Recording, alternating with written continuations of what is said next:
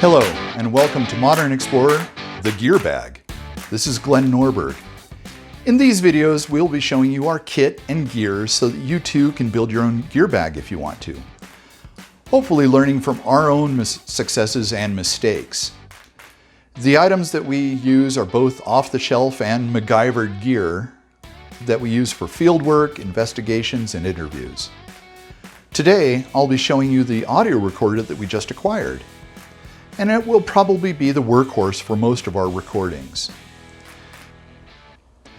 It's the Zoom H4nPro. Now, this is not going to be an in-depth review of the product, but rather an explanation of how we will be using it. Now, this is a great little unit. I got it on Facebook Marketplace for $140.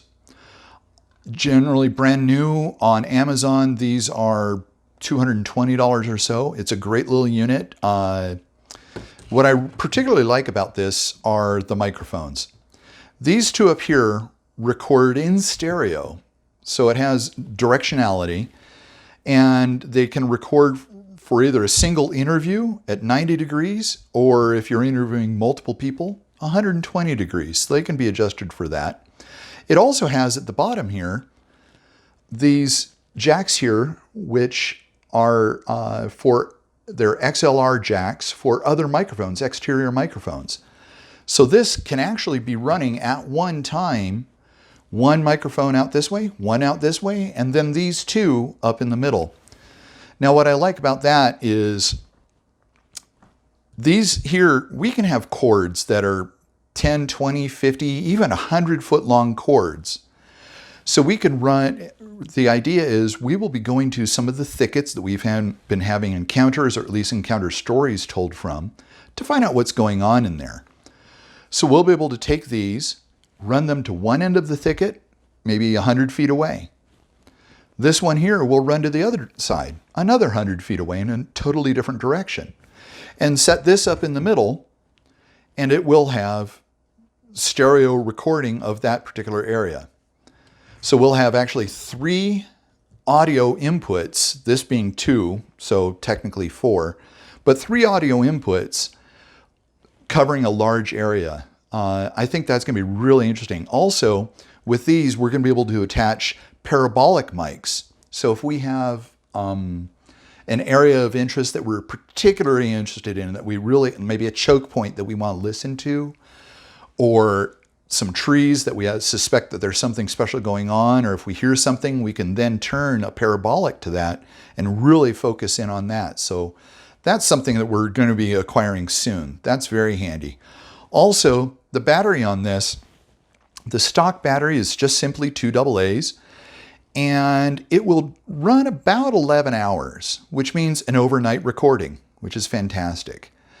If it were, there is an adapter that I'm going to be getting that will allow us to have an external battery powering this on the inside. Again, Amazon will have it for about $13, $14. But that will allow us, the SD card in this will record for about 55 or 56 hours of time, which means if we can have a battery length that will last 56 hours, we can have this outside for 2.5 days, just catching the ambient sound, finding out what's going on without disturbing the thicket, without introducing ourselves. I like this idea that it's a very passive surveillance of an area without our being there. It's going to be time consuming going through that, but that's something I really look forward to. Now, the challenge with this is, and as lovely as it is, it's very high-tech looking. It has LEDs on it, and it's really cool looking, which is going to make it stick out like a sore thumb in the woods. So this is where I MacGyvered something together. This is a log, piece of wood, firewood I cut out, I had in my wood pile. What I did is I hollowed it out using a router. I simply hollowed that out so that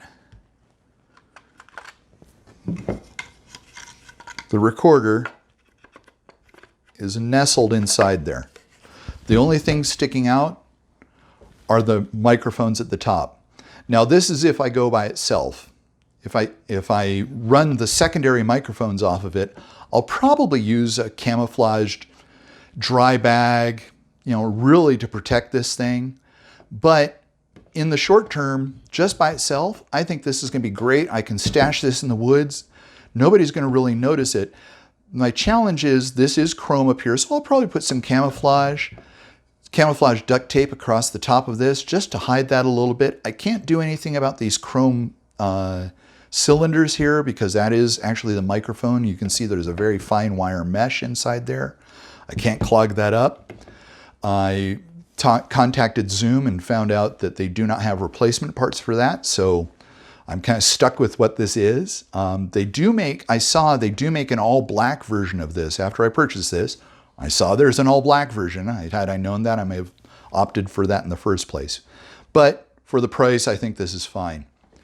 Again, I want this to be as unobtrusive, unnoticeable as I can. And I think it's going to be a great deal.